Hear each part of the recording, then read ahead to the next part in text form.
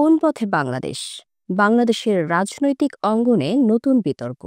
জুলাই জাতীয় সনদ নিয়ে আবারও হইচই। এবার কি থাকবে ভোটের প্রভাব?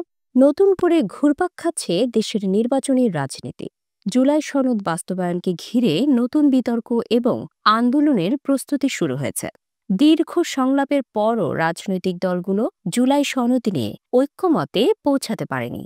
এরই মধ্যে নির্বাচন কমিশন ফেব্রুয়ারির শুরুতে জাতীয় নির্বাচন ঘোষণা করেছে।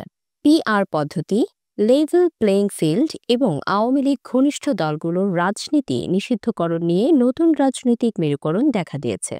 জামায়াতে ইসলামী প্রশ্ন তুলেছে, সংস্কারের বিষয়গুলোকে আইনি ভিত্তি না দিয়ে নির্বাচন হলে কি আগের কাঠামোই বহাল থাকবে?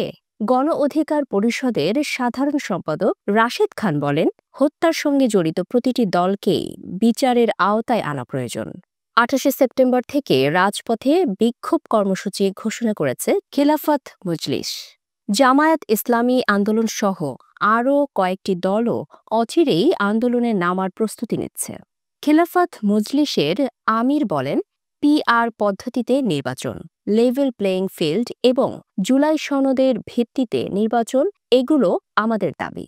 ইসলামী আন্দোলন বাংলাদেশের সহকারী মহাসচিব জানান, জনগণের দাবিতে সামনে রেখে সব দলকে একত্রিত করে মাঠে নামা হবে। তবে জাতীয় নাগরিক পার্টি যুগপথ আন্দোলনের বিষয়ে স্পষ্টভাবে জানাননি।